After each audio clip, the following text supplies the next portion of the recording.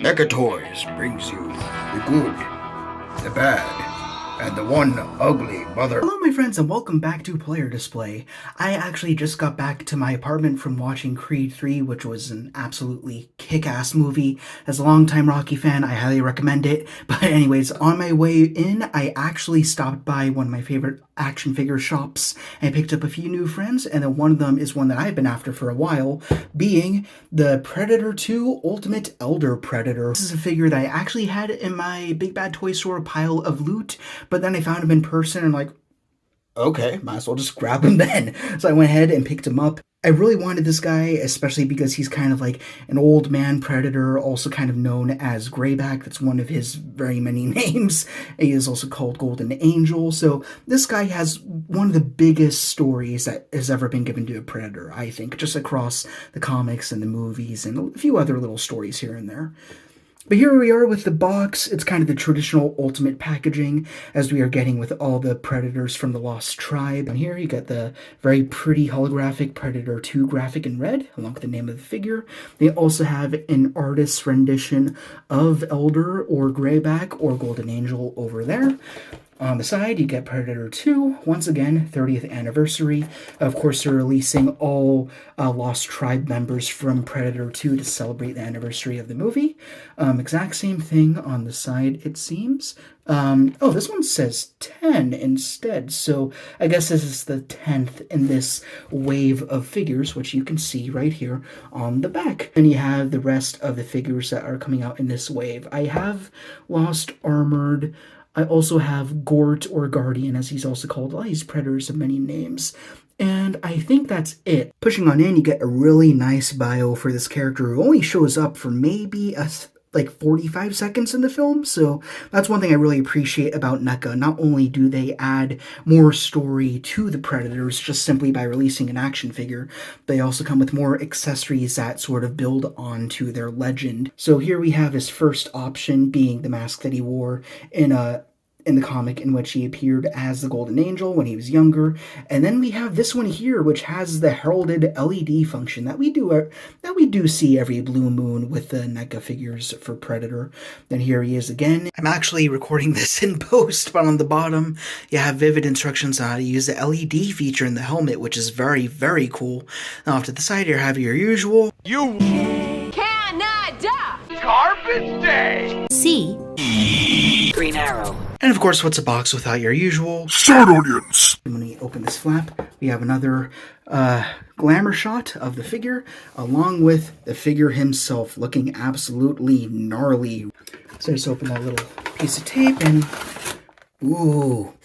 Don't you just love that smell of a fresh NECA figure out of the box? One thing that I always forget to mention when it comes to these NECA figures, just figures in general, is that they always come with a really nice backdrop to display the figure inside of the box. So over here, of course, you have the inside of the Predator ship. These are very underrated. I love when NECA includes these backgrounds. I mean, you probably noticed a few of them in some of the thumbnails of my videos, but definitely hold on to these. Very good for dioramas, photo shoots. They're just really nice to have. Now, since this is the first Predator we are actually looking at on this channel, although this is not my first Predator, I actually have many, let's go ahead and take a minute to look at what he looks like inside the bubble. So we have the main Predator in the center. His legs are kind of blanketed over with another sheet of plastic containing his many accessories, being some trophies, some weapons, some hands, and all that. And then you have his two alternate portraits on the left and right of his main unmasked head right there. So let me take a few seconds and pop him back out. Alright, here is our No Country for Old Man Yautja out of the packaging, and he exudes just as much swagger as he did in the 1980s movie Predator 2, and he looks absolutely beautiful. Well, he looks very, very old. He's definitely seen a series of hunts and battles, and he just tells a really big story just by standing there. Let's go ahead and look at this one ugly mother bleeper and have a look at his maw. You can see that he has the the classic mandibles for a predator, looking really good. I really like how it's kind of emerged between a little bit of yellow, a little bit of white, some grays, some blacks, just everything bouncing out to make him look very aged, almost like he's on his last legs at this point, but you still get the sense, oh, kick your ass if the time comes for it. And also something very noticeable is something that we don't see a whole lot on predators. I think Bad Blood comes to mind as one of them, but he has a little tiny chain hanging off this bottom left mandible over here. I really love that detail, and of course it is very movie accurate, as is this entire figure. On the back you have those classic dreadlocks, almost in this very pale navy blue, which I really like. Again, furthering the idea of this is a very experienced and old predator. I like that a lot. And it's also decorated with these golden beads, I suppose, just these little ties everywhere, and just everything on the head sculpt looks absolutely fantastic. Going down, for the most part with Yautja figures, everything pretty much looks the same. I mean, you get the body glove, you get the basic jungle hunter armor that we've come to expect, but of course they pimp that out by giving him all the props and things like that to make him more distinct. So, of course, you've got that gray skin motif continuing down to the torso. You have a very nice little tiny squirrel skull necklace of sorts around his neck. On the side, you have a sash of even more trophy skulls, kind of very similar to the Jungle Hunter. Then over here, you have his big ol' shoulder pad that kind of transitions over to his pecs right there. Now, one benefit of this predator over ones we've seen in the past is he does not have that front tube that connects this torso armor with the shoulder armor, so you don't have to worry about that breaking. But you do get that tube on the back, and I kind of broke that immediately. So that's something that is accurate to the movies, of course. I don't hold NECA.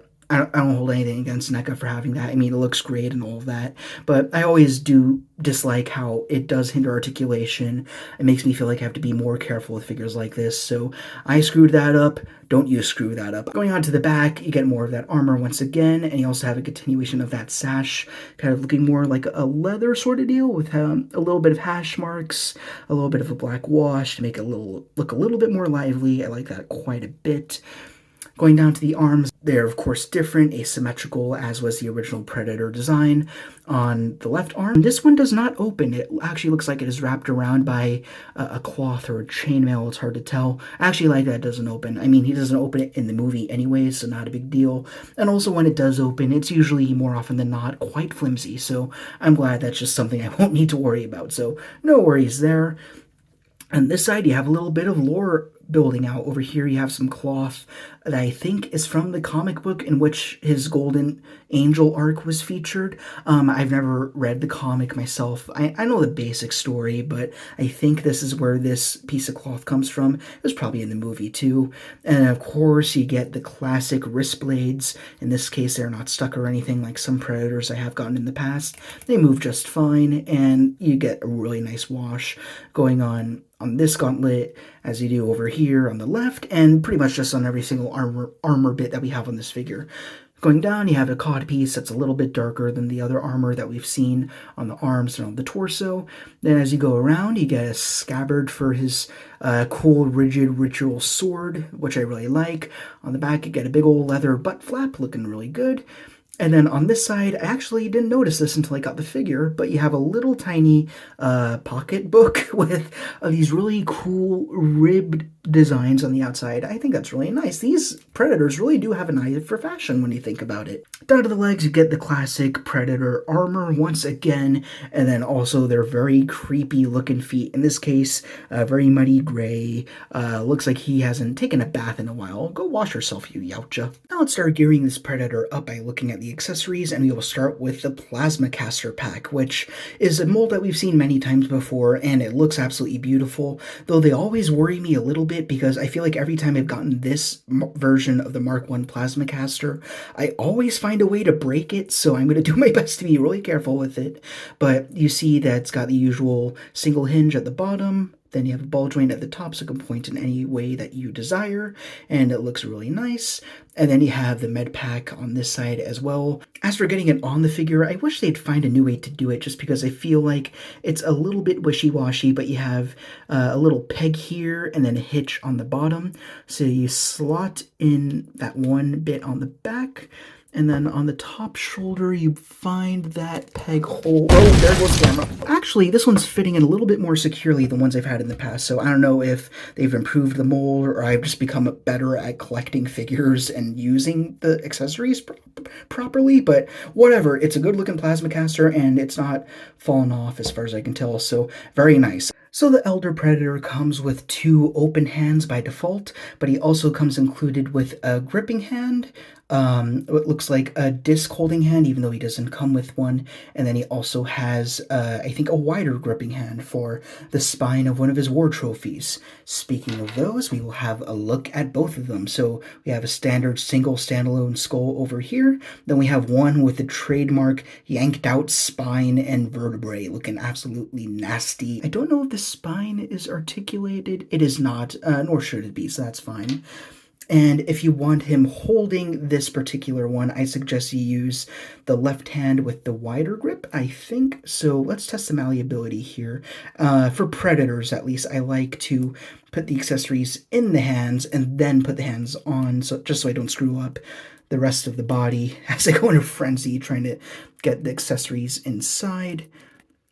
Yeah, it takes a little bit of work. The fingers aren't the most malleable thing. I mean, with a little bit of flexing them out for a while, I'm sure it'll get better. But yeah, it fits in there really well. Bring our Predator friend back in. And then with that tube, you should not be bending that elbow that far. So that was my mistake. Just ignore that. But let's go ahead and see how this hand does. Popping off. Very easy. And then as for this one here, go ahead, pop that on, and yeah, he looks pretty damn great. And you can check his trophy out. Really nice neck joint too. GREYBACK also comes with this really nice looking ritual dagger, which we've seen a few times. You have a slight silver wash on there, nothing too crazy. Looks like it was used very little. And on the end, we have kind of this bone grip with a nice little wrapping around where he holds it. Let's go ahead and try peeling these fingers open. They're a little bit on the tight side. Oh, never mind. You just had to get your fingers in there. But yeah, get your fingers in the fingers. And then he holds a blade just fine. Fold the thumb over. Looking very good. I already removed his other open hand to save us some time. Let's give it a little bit of a tourney, and then there we go. Now he's got his big old dagger in that hand. But of course, you can also take that out and put it into the scabbard. I assume the pointed side, you want to line it up right there. Just slot it in through the top. Hopefully it doesn't get too sticky or anything. And it's a little bit tight. I'm not loving this. Hold on a minute. Oh, there we go. Yeah, you kind of just got to pass the threshold, then it goes in. And then as for removing it, yeah, it kind of just gets a little tight towards the wider end of the blade, but once you get past it, then it moves okay. So we'll leave that to the side for now. Probably should have brought this out sooner, but we also have the blast effect for the plasma rifle, and you could see that it's got a little peg in the back there. There's a nice little bit of clear plastic making it, along with an orange wash, I guess. And then you pretty much just peg it right into the plasma caster. Be careful not to break the joint. And there we go, very nice. It supports the weight of it just fine. A nice lightweight piece. The last weapon that he comes with is, of course, his Captain Adelini pistol. I love how this weapon is one of the very few objects that ties all the Predator movies, which would otherwise kind of just be standalones together, as you see this in, of course, Predator 2, and the Golden Age comic line, and also recently in Prey. So it's really nice that we keep seeing this pistol show up. Nice little bit of a nod to the previous lore that we've been subject to. Now, as for getting it in his hands, I don't think he's supposed to necessarily wield it. I think your best bet would be to get it... Ooh, let's be careful with the wrist blades there.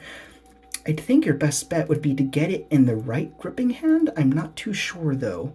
It might not let me, but let's try. Yeah, you know what? You can totally hold it. I mean, it warps out the hand a little bit, and again, he can't get the trigger finger in there, but he can be wielding that pistol if you like. I don't see any reason why he'd be using it when he has a friggin' plasma caster on his shoulder, but you can go ahead and pull that out, and then you can put it into his waistband, as he does in the movie. So let's go ahead and kind of move that out, and I guess we'll slot it into here. There's really no definitive place to put it, just wherever you like. And there we are. Now he's got it there for safekeeping. A little dangerously close to the codpiece, but regardless, it looks really nice. I feel like the waist belt might actually be a little bit warped, so I might give it some hot water. I'll think about that one. Not too sure yet. And now we have his two alternate head sculpts, beginning with his Golden Angel helmet. I'm not sure if the other one shows up in that comic as well, but I know for a fact that he was at least wearing this one. Very pretty, very similar to the classic Jungle Hunter helmet.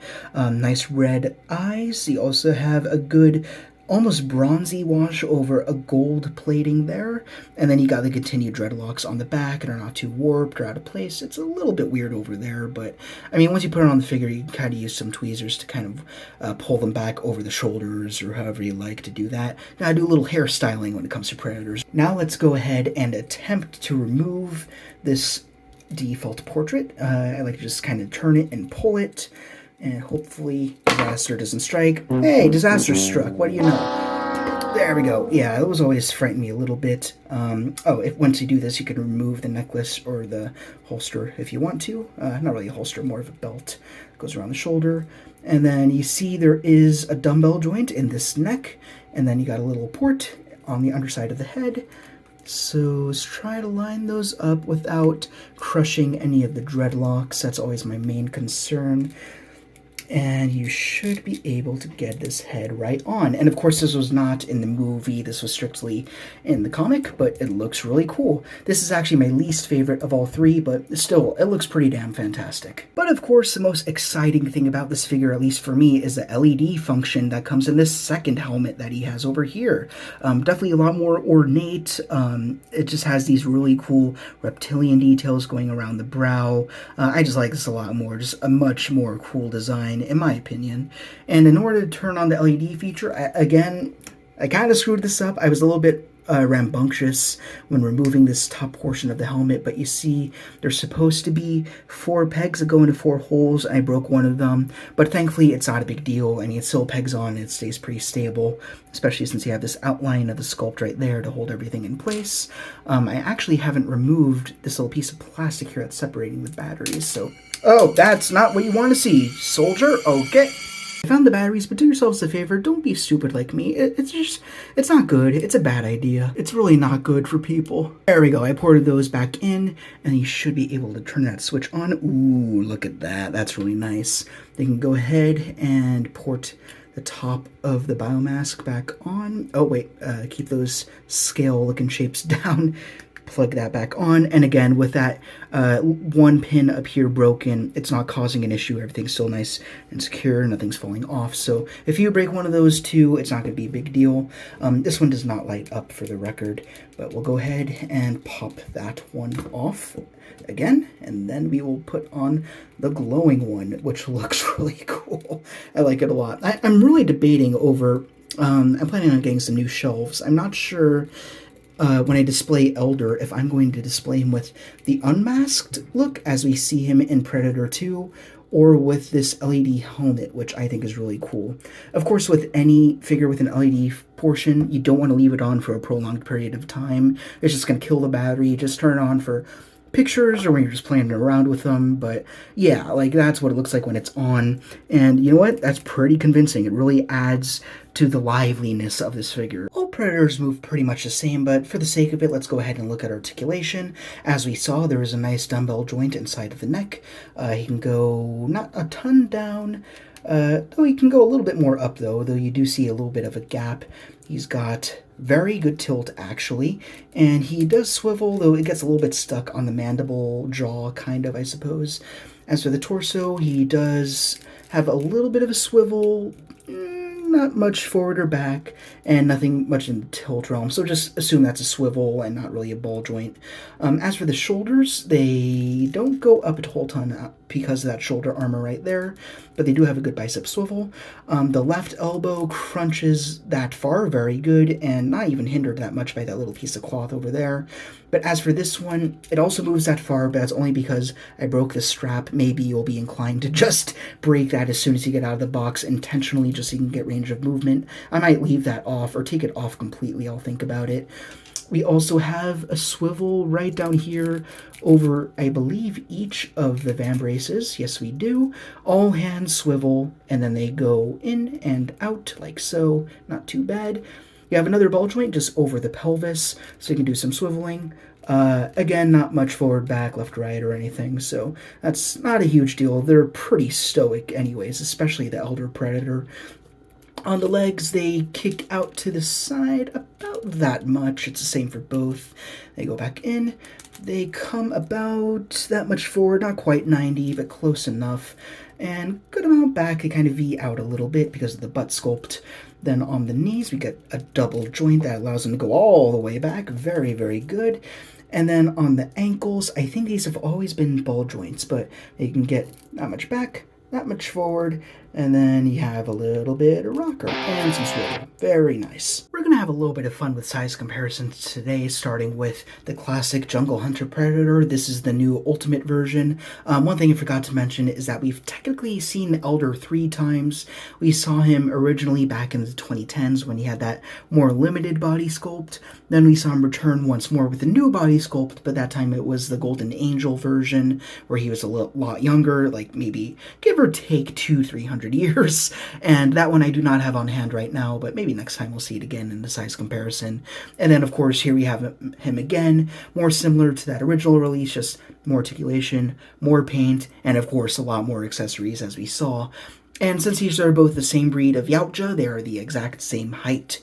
Now, since the Predators are not the kings of their universe, they of course need to share it with other extraterrestrials. So on the left we have NECA's ultimate big chap alien, and on the right we have the Prometheus engineer, who I actually just got today as well, and he's a very kick-ass figure, so we'll have a look at him as well. And we'll also look at Big Chap at 1.2. Maybe both of them at the same time. Let me know what you think. Maybe I'll do a 2-for-1 review one day. Now we'll wrap up size comparisons with just a whole bunch of randos. Over here we have the Hellraiser Pinhead, also from NECA, and then we also have Sam from Trick or Treat. Then we have the Star Wars The Black Series Greedo, who, fun fact, is actually the very first Star Wars Black Series figure I ever got, so blame him for my plastic addiction. And then down here, as per usual, we have our very own favorite Muck Muck. Take it. Ooh, how does it work? My ultimate opinion for this Ultimate NECA release is that this figure is absolutely spot on. I mean, no real surprises, but nothing that's much of a downer either. I mean, you get exactly what you expect, really great paintwork, a lot of bonus accessories as an Ultimate release should have, and pretty much no QC issues. I mean, the only things that happened is I broke this tube on this left elbow over there. I also broke off the peg that was on top of the helmet. Neither of those were NECA's fault, that was all me. This figure is absolutely excellent, and I think it gives you an idea of what we can expect from the rest of the members of the Lost Tribe. I don't think I plan on getting all of them just because, first of all, money, and secondly, it would take up a lot of real estate on the shelves. I plan on getting some new shelves, so I'm gonna have to think about that one. But honestly, if I'm to choose a handful of the Lost Tribe, then Elder definitely needs to be one of them. I mean, he had such swagger in the film, and he didn't do a whole ton, but that was the first time where you saw a very aged veteran Predator who just really had a big story to tell, I thought. Then he, of course, threw that flintlock pistol from, I think his name is Adolini. It was something in Italian. Mamma mia, that's a spicy meatball. The NECA line of Predators is one of my favorites. I know I haven't had a whole lot to show on this channel yet, but I really do love seeing this line evolve. I mean, from the very first figures that we got. And I think AVP, when they started releasing Scar, Chopper, and Celtic, when those guys came out, that really changed the state of the game. And now we're getting these crazy, crazy Ultimate figures that don't only enhance older figures, but also give them more props and a whole written backstory on the back of the box to help us appreciate these Predators even more. Basically, NECA is taking it upon themselves to expand the lore on what was otherwise just a very mysterious and ambiguous alien race. At the end of the day, I think we could say without a doubt, we love the Yautja, we love Berserker, we love Jungle Hunter, we love Scar, we love Ahab. They're all just a lot of fun, and I can't wait to keep building out my Predator clan. They're so much fun with every entry that we get. So if you enjoyed this review, then please, as per usual, please be sure to like, comment, and subscribe. Or leave a bad review for your favorite comic book movie on Rotten Tomatoes. Rock on, get to the chopper, and I will see you all later. Predators were actually my introduction into NECA. I think the very first Predator I got, which I no longer have, was the Lava Planet Predator, which was one of the Kenner Tribute ones. Very old body, very light on the accessories department. Actually, I don't think he had any accessories. You know what? No, I think he actually came with this very sword that this guy has. So that's one of the other examples of that ritual knife showing up with one of these Predators. So that's kind of cool. I mean, I guess if I were to really nitpick just the Predator line in general, I wish that something they do more often that I feel like they might have done already, but not since, is give us alternate mandibles where, you know, they got that. If they could do that, that would be really cool. I really do appreciate that they're going out of their way to do all that crazy crap. Especially with the Alpha Predator. He had a lot of stuff. He had like a freaking like Declaration of Independence that came with him just for him to commemorate him as the 100th Predator from the NECA line. I screw up and make these videos so you don't have to.